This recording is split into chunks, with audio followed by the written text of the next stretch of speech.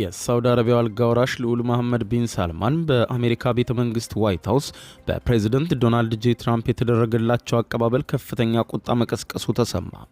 የአሜሪካው ፕሬዝደንት ዶናልድ ጄ ትራምፕ የሳውዲ አረቢያውን ልዑል አልጋ ወራሽ በዋይት ሃውስ በልዩ አቀባበል ተቀብለው ማነጋገራቸውን ተከትሎ ሁኔታው በመብት ተሟጋቾች ተቃውሞ እንደገጠመው ሲገለጽ፣ አሜሪካም ዋሽንግተን ፖስትን ጨምሮ በበርካታ ጋዜጦች ላይም በጋዜጠኝነት ሲሳተፍ የነበረው የሳውዲ አረቢያው ጋዜጠኛ ጀማል ካሾጊ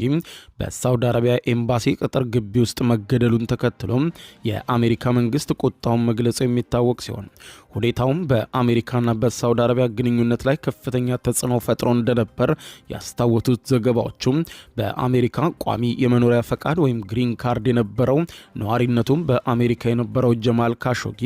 የሳውዲ አረቢያው ልዑል አልጋ ወራሽ መሐመድ ቢን ሳልማንም በመተቸት የሚታወቅ ሲሆን ግድያውን የተፈጸመው በመሐመድ ሳልማን ትዕዛዝ ነው በሚል ከፍተኛ ቁጣ መቀስቀሱን የጠቀሱም ዘገባው ጀማል ካሾጊ በ59 ዓመቱ የተገደለው በቱርክ መዲና ኢስታንቡል በሚገኘው የሳውዲ አረቢያ ኤምባሲ ውስጥ እንደነበር ወቅቱም የዛሬ 7 ዓመት ጥቅምት ወር ላይ እንደነበረ መገናኛ ብዙሃን አስታውሰዋል።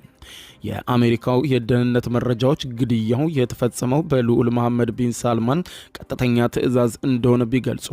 ልዑሉ ድርጊቱ በእሳቸው ትዕዛዝ እንዳልተፈጸመ ሲከራከሩ መቆየታቸው የሚታወቅ ሲሆን የአሜሪካ መንግስት ወዲያውኑ በወሰደው እርምጃ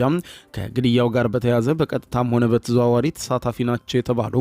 76 የሳውዲ አረቢያ ዜጎች ወደ ሀገሩ ፈጽሞ እንዳይገቡ እግድ የጣለ ሲሆን በተጨማሪም በዋሽንግተን ዲሲ የሚገኘውንና ወደ ሳውዲ አረቢያ ኤምባሲ የሚወስደውን መንገድ ጀማል ካሾጊ ጎዳና በማለት መሰየሙን ያነሱት ዘገባዎችም የጀማል ካሾጊ ባለቤትና የመብት ተሟጋቾችም በአሜሪካ ፍርድ ቤት በልዑሉ ላይ ክስ የመሰረቱ ቢሆንም ልዑሉ ሉዓላዊ ያለመከሰስ መብት አላቸው በሚል ክሱ ውድቅ መደረጉን አስታውሰው የሳውዲ አረቢያ መንግስት ልዑሉ እጃቸው እንደሌለበት ቢገልጽም ከግድያው ጋር በተያያዘ ግን በ5 ሰዎች ላይ ክስ መመስረቱንም ማስታወቁን አመልክቷል።